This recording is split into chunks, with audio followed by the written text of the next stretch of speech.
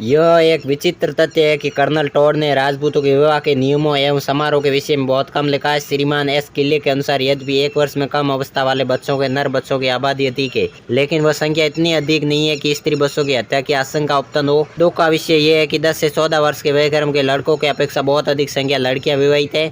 परिपक्वता से पहले यौन ससंग्रह, चिकित्सा सुविधाओं का अभाव, स्वच्छता के नियमों के प्रति लापरवाही के कारण विवाहिता जीवन में प्रारंभिक अवस्था में स्त्रियां बीमार हो जाती है और उनका मृत्यु दर ऊंचा है। जोहर के वृत्तांतों को पढ़कर किसी भी व्यक्ति के हृदय में आतंक भर सकता है। पतियों के पराजय के समय अपना सम्मान बचाने के लिए राजपूत स्त्रियां जोहर करती हैं और सती के उदाहरण तो खूब मिलते हैं। ये दोनों रिवाज अब ऐतिहासिक बन चुके हैं एवं उनका प्रचलन बंद हो चुका है।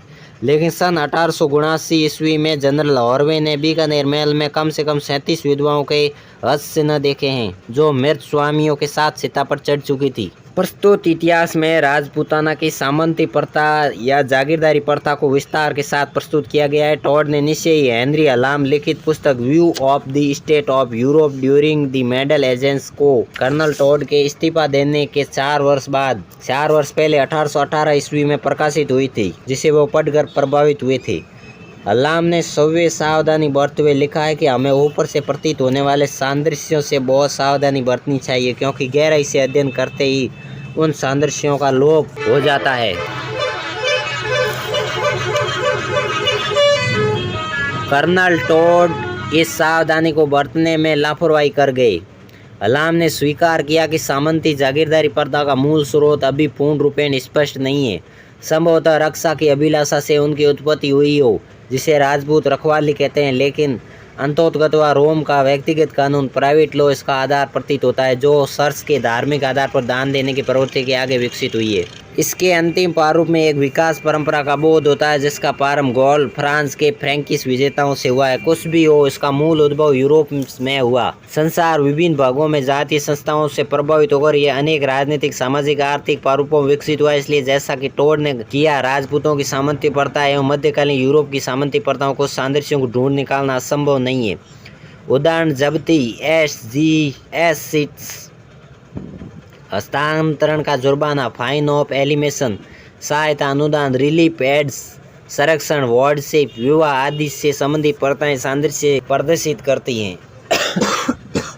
लेकिन इन सादृश्यों को जब अधिक निकटता से परखा जाता है तो वे ऊपरी कृत्रिम प्रतीत होती हैं। राजपूतों की जातीय विशेषताओं का तुलनात्मक अध्ययन करने के लिए हमें मध्यकालीन यूरोप में जाने की आवश्यकता नहीं है। यह अध्ययन अधिक सार्थक सिद्ध होगा यदि हम उनके साथ सीमा प्रांत पर बसने वाले पठान, अफगान, बलोच जातियों अथवा उनकी अपेक्षा अधिक आदिम स्थिति में रहने वाले कांत, गोंड, मुंडा, आरोह जातियों का अध्ययन करें। यूरोपियन एवं राजपूत सामंती व्यवस्था का केंद्र एक जैसे, लेकिन बाकी सादृश्य केवल सत्य के आभास मात्र है, क्योंकि उनका सामाजिक विकास पृथक दिशाओं में घटित हुआ। यूरोपियन एवं राजपूत की सामंती व्यवस्था के केंद्र एक जैसे, लेकिन बाकी सादृश्य केवल सत्य के आभास मात्र है, क्योंकि उनका सामाजिक विकास पृथक दिशाओं से घटित हुआ है। भाषा विज्ञान के क्षेत्र में भी लेखक के द्वारा दी गई उद्भावना उनकी कुशाग्र बुद्धि की द्योतक बनकर रह गई है, क्योंकि उनमें एक प्रशिक्षित भाषा वैज्ञानिक की प्रामाणिकता का अभाव है। कर्नल टॉड के समय पूर्वी दुनिया से संबंधित विषयों का अध्ययन प्रारंभ ही हुआ था।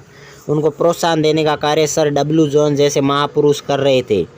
टॉड द एशियाटिक रिसर्च नामक पत्रिका के जागरूक पाठक थे। इस पत्रिका का प्रकाशन सन 1788 ईस्वी में कलकत्ते में प्रारंभ हुआ। फलत प्रस्तुत पुस्तक में बहुत सारी सामग्री तो ऐसी है जो अत्यंत महत्वपूर्ण है, लेकिन कैप्टन फ्रांसिस विलफोर्ड तथा उनके जैसे अन्य शोधकों ने जल्दीबाजी के लिए किए गए निष्कर्षों को उसमें सम्मिलित कर लिया। इसे संदर्भ में टॉड पर दोषारोपण नहीं हो सकता, क्योंकि उन्होंने अपने युग में सर्वाधिक महत्वपूर्ण एवं प्रमाणिक स्रोतों का अनुसरण किया। उन्हें ग्रिम या वर्नर के नियमों का ज्ञान नहीं था। उनके समकालीन लोगों की तरह उन्हें विश्वास था कि फिलिस्तीन एवं मिस्र की मिथकीय कथाओं एवं विश्वासों का प्रभाव भारतवासियों पर भी पड़ा है। यह उनके भाग्य की बात है कि उनके द्वारा कही गई अनुमान लब्ध बातों को स्वीकार करते हुए टी मॉरिस ने उनकी सामग्री को अपनी पुस्तक इंडियन एंटिक्विटीज में तथा एन पोकोक ने इंडिया एंड ग्रीस का में उपयोग किया। यहाँ यह स्मरणीय है कि पूर्ण विश्वास के साथ मैक्स मुलर एवं कून कुछ वर्षों पहले कुछ भारतीय देव नामों की जो व्युक्ति बताई थी उन्हें आज स्वीकार नहीं किया जा सकता। लेकिन यह भी स्पष्ट दृष्टिगोचर होता है कि राजपूताना के सामंतवाद एवं भाषा विज्ञानियों के विषय में अपने मत को प्रस्तुत करते हुए लेखक कहीं भी हर धार्मिकता का परिचय नहीं दिया है। लेखक के द्वारा उठाए गए एक विशिष्ट प्रश्न हम परीक्षा कर सकते हैं। उन्होंने बाल शिव के बाल शिव के संप्रदाय का बार बार उल्लेख किया है। बाल शिव सूर्य देवता को एक रूप है। भारतीय विद्वान पंडित गौरीशंकर ओझा ने इस समय दी एनालिसिस का टिप्पणी अनुवाद करने में लगे हुए हैं और उनका कहना है इस देवता का संपूर्ण राजपूताने में एक भी मंदिर या मूर्ति उपलब्ध नहीं है। यद्यपि यह असंभव नहीं है कि उर्वरता के देवता के रूप में शिव को सूर्य उपासना के साथ संयुक्त कर दिया गया हो, लेकिन हमें उस संप्रदाय का कोई प्रमाण नहीं मिलता जिसे टॉड विशिष्ट महत्व प्रदान करते हैं। उनकी इस गलती का स्रोत क्या रहा था, उन्हें पता लगाना व्यर्थ प्रतीत होता है। हो सकता है इसका आधार आईने अकबरी में दिया गया हो, किसी बालनाथ जोगी का उद्धरण हो जिसका निवास स्थान पंजाब के सिंध सागर दुआ में कहीं पर था। इसके साथ ये संभव है कि कई अन्य समकालीन लेखकों की भांति टॉड के दिमाग में भी सेमीमेट्रिक बाल देवता की स्मृति छाई हुई थी। लेखक के सहायकों ने उन्हें गलत सूचनाएं दी जिस कारण उन्होंने जैन एवं बौद्ध धर्मों को एक मान लिया। भ्रांत सूचनाओं से उन्होंने यह भी मान लिया कि बौद्ध धर्म का मध्य एशिया से भारत में आगमन हुआ है। पुराणों से प्राप्त जिन वंशावली एवं इतिहास को उन्होंने विश्वसनीय समझा वह भी समय और श्रम का अपव्यय सिद्ध हुआ।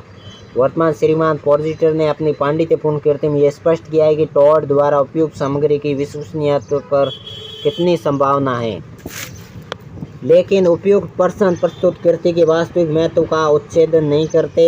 दी एनालिस्ट के वे प्रसंग जो भी सर्वाधिक आलोचना का विषय बने वो महत्वपूर्ण है क्योंकि उनमें भारतीय धर्म निर्वंश एवं सामाजिकता के अध्ययन के किसी क्रम अवस्था का ज्ञान होता है।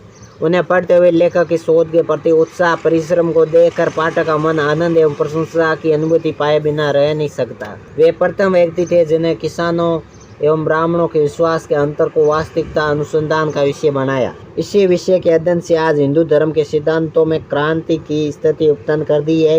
यद्यपि उनके द्वारा जुटाए गए शिलालेखों की प्रामाणिकता से वर्तमान विद्वान संतुष्ट नहीं है, फिर भी उनको ये श्रेय मिलता है कि उन्होंने पूरा लेख संबंधी एपियोग्राफिकल सैकड़ों सामग्रियों खंडरों में नष्ट होने से बचाया और उन्हें भविष्य के शोध मार्गियों के लिए सुरक्षित रखा। यही बात उनके द्वारा प्रस्तुत प्राचीन भवनों के हाथ से बनाए चित्रों विषय में कही जा सकती है। उनके द्वारा कुछ चित्र संरक्षकों की लापरवाही से नष्ट हो चुके हैं। उन्होंने तत्कालीन लोक विश्वास, लोकगीत, सामाजिक जीवन, रीति रिवाज, शिष्टाचार के नियमों का व्यक्तिगत अवलोकन के आधार पर जो विवरण प्रस्तुत किया वह स्थायी मूल्य की सामग्री है, उनका कभी अवमूल्य नहीं हो सकता। उन्होंने राजपूतों का अवलोकन उस युग में किया जब वे संक्रांति के दौर से गुजर रहे थे।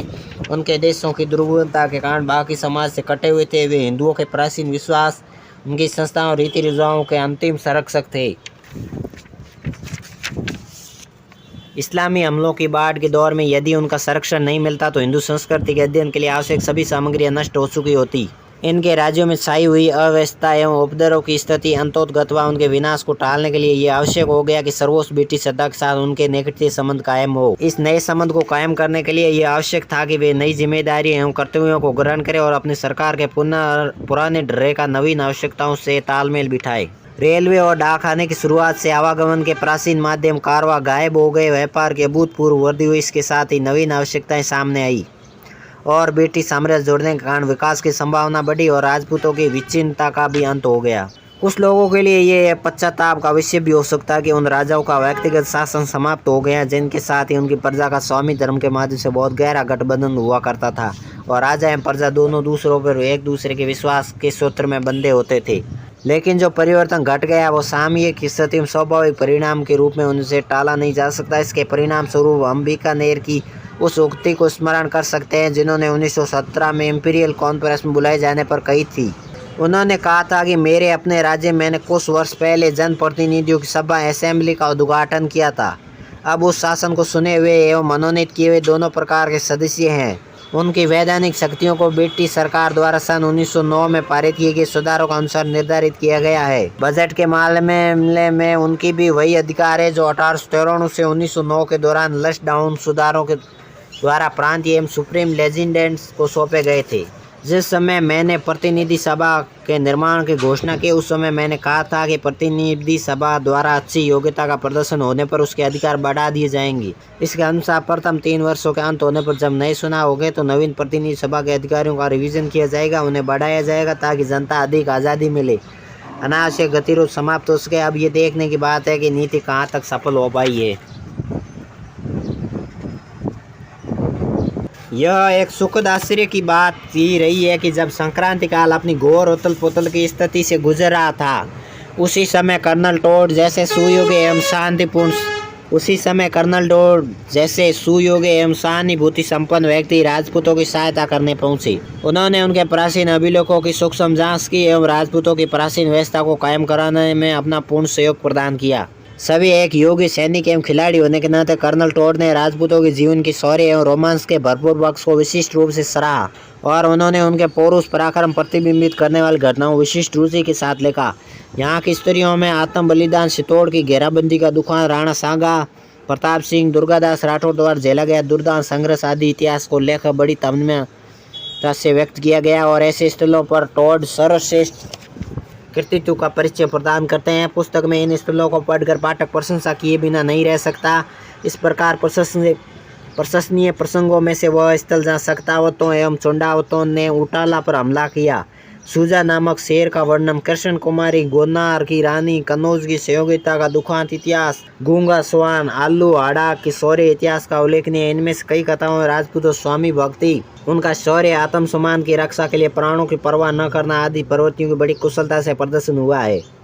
स्पेनी अमीरों की कुछ विशिष्ट प्रवृत्तियों के समान राजपूतों की ये विशेषताएं स्थानीय लोकोक्तियों के रूप में ढल गई हैं। राजपूत जैसे हैं वैसे ही उन्हें स्वीकार करने वाले लोगों के साथ बड़ी शिष्टता से पेश आते हैं, लेकिन संरक्षण की बात करने वाले ब्रिटिश अधिकारी से मिलकर वे कुद्र उठते हैं। राजपूत विचिन्नता, आइसोलेशन के पर्दे के पीछे अपने लोगों के साथ व्यतीत होने वाले जीवन के किसी प्रकार के हादसे पसंद नहीं करते। दूसरों के साथ वह बहुधा मित्रवत न होकर केवल एक परिचित के समान पेश आते हैं। उनकी चेष्टा यही रहती है कि वह अपने दिमाग में उन लोगों के सामने न खोले जो उनके पारंपरिक दृष्टिकोण को स्वीकार नहीं करते, जो उनकी जाति धर्म के नहीं है।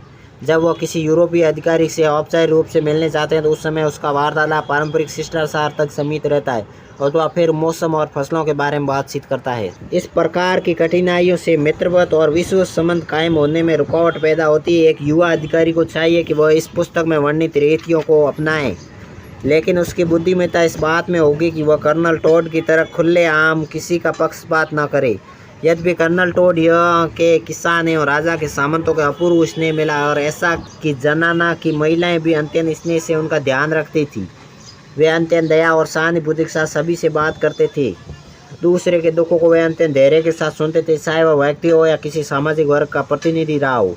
जिन मामलों में उनके पास कुछ करने का अधिकार नहीं होता था उन्हें भी उस सुनकर राणा एवं प्रजा के बीच मध्यस्थ बनकर उनका समाधान करते थे। परस्पर शत्रुता रखने वाली जातियों के झगड़ों को उन्होंने निपटाया। उन्होंने यहाँ की राष्ट्रीय परंपरा और रीति रिवाजों का अध्ययन किया। यहाँ के लोगों शब्द एवं कार्य किसी प्रकार की चोट न पहुँचा पाए, इस हिंसा से प्रति हमेशा प्रबल आग्रही बने रहे। यहाँ की प्रजा से वे उनकी लोक भाषा वार्तालाप कर सकते थे। बातों में उनकी लोकोक्तियाँ, मुहावरों एवं प्राचीन लोकगीतों को संवार कर हृदयगामी बना सकते थे। भविष्य में कभी भी यदि राजपूतों का इतिहास दोबारा लिखा जाएगा तो ये काफ़ी हद तक कर्नल टोड द्वारा संकलित ऐतिहासिक सामग्रियों पर आधारित होगा।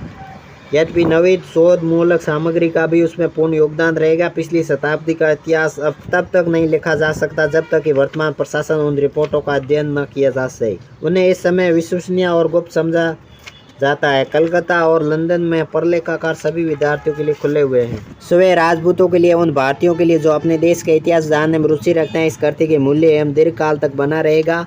इसमें जातीय अधिकारों, विशेषित अधिकारों का पूर्ण विवरण के साथ उनकी प्राचीन परंपराएं, झगड़े, उनकी बस्तियां, वंशावलियां, पारिवारिक इतिहास का संपूर्ण लेखा जोखा है। कर्नल टोड ने बड़ी सावधानी उन सारी सामग्रियों को संकलित किया है जिन्हें सभी राजपूत भूल गए थे। कई राजपूत अब इस पुस्तक को मूल अंग्रेजी भाषा में पढ़कर अपनी जाति के इतिहास चित्रवती अनुभूति का विषय बना सकते हैं।